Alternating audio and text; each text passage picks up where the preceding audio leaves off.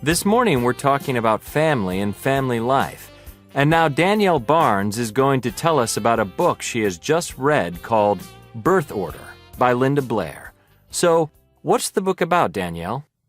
Well, it's all about how our position in the family influences the kind of person we are. I mean, whether we're firstborn, a middle child, a youngest child, or an only child, Linda Blair argues that our position in the family is possibly the strongest influence on our character and personality. So, tell us more about this, Danielle. What about the oldest children in a family, the firstborn? Well, firstborn children often have to take care of their younger brothers and sisters, so they're usually sensible and responsible as adults. They also tend to be ambitious, and they make good leaders.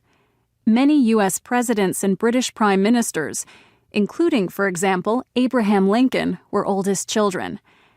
On the negative side, oldest children can be insecure and anxious. This is because when the second child was born, he or she lost some of his or her parents' attention, and maybe he or she felt rejected. That's very interesting. What about the middle child? Middle children are usually more relaxed than oldest children. That's probably because the parents are more relaxed themselves by the time the second child arrives.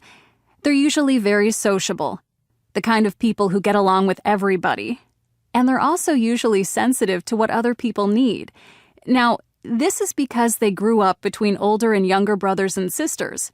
For the same reason, they're often good at sorting out arguments, and they're always sympathetic to the ones on the losing side, or, in general, to people who are having problems.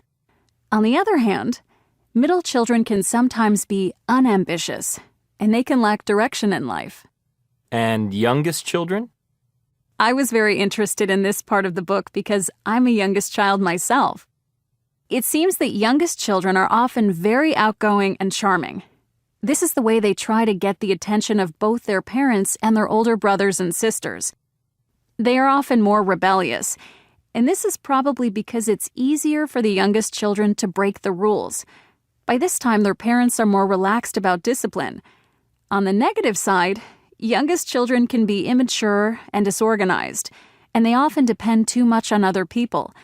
This is because they have always been the baby of the family. Fascinating. And finally, what about only children? Only children usually do very well at school because they have a lot of contact with adults. They get a lot of love and attention from their parents, so they're typically self-confident. They're also independent because they're used to being by themselves. And because they spend a lot of time with adults, they're usually very organized.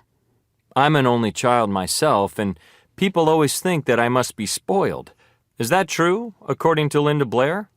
Well, it's true that only children can sometimes be spoiled by their parents because they're given everything they ask for. Also, on the negative side, only children can be selfish. And they can also be impatient, especially when things go wrong. This is because they're not used to sorting out problems with other brothers and sisters.